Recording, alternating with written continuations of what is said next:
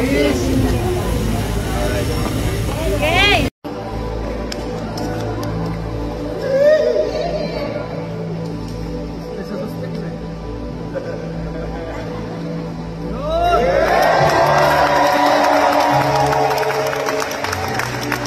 Isang napakagandang balita na gusto kong ibahagi sa inyo. Grabe, sa wakas, matapos ang napakahabang paghihintay, after 12 years, it's official, ikinasal na ang ating paboritong showbiz couple, sina E.A. Guzman at Shaira Diaz.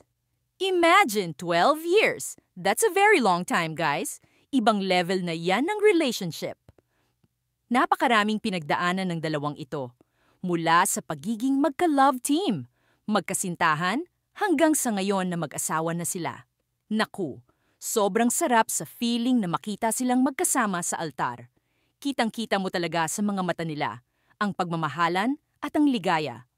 Parang destiny talaga sila, di ba? Ikinasal sila ngayong hapon, August 14, 2025, sa St. Benedict Parish sa West Grove Heights, Silang, Cavite. At take note, ang bongga ng wedding. Talagang napuno ang simbahan ng mga bigating pangalan sa showbiz at iba't ibang sektor. Siyempre, hindi mawawala ang mga ninong at ninang. Grabe sa dami, grabe sa star power. Nariyan sina Boy Abunda, Senator Jinggoy Estrada, Arnold Clavio, Arnold Vegafria, Ben Chan, Susan Enriquez, at si Jan Garcia.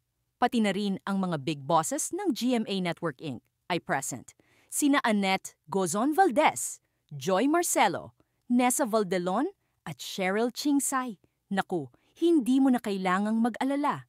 E.A. at Shaira, sa dami ng magagandang ehemplo at powerful na advisors nyo. At ang mga secondary sponsors, kasama ang ating Queen of Drama, si Jenny Lynn Mercado. Napakaganda ni Jenny Lynn sa wedding. At ang entourage, naku, ang gagwapo ng mga groomsmen. Siyempre, nandyan sina Coco Martin, Raver Cruz, at kapatid niyang si Rojan Cruz, Horos Gamboa, Jose Sarasola, at si Gerald Anderson. Hindi rin nagpahuli ang mga bridesmaids. Ang gaganda nila, guys! Nariyan sina Jasmine Curtis Smith, Ara San Agustin, at Julia Montes.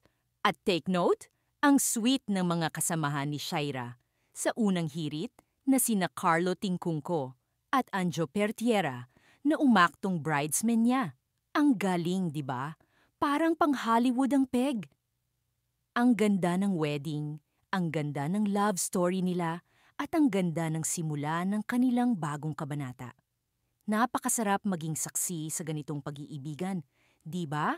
Nagpapatunay lang na kapag para kayo sa isa't isa, kahit anong tagal, sa dulo, kayo pa rin. Ano sa tingin ninyo, guys? Napakakilig, di ba? I-share nyo naman ang inyong thoughts sa comment section sa ibaba. I-like nyo na rin tong video. At huwag kalimutang mag-subscribe sa aking channel para updated kayo sa mga bagong showbiz chika. See you next time. Bye!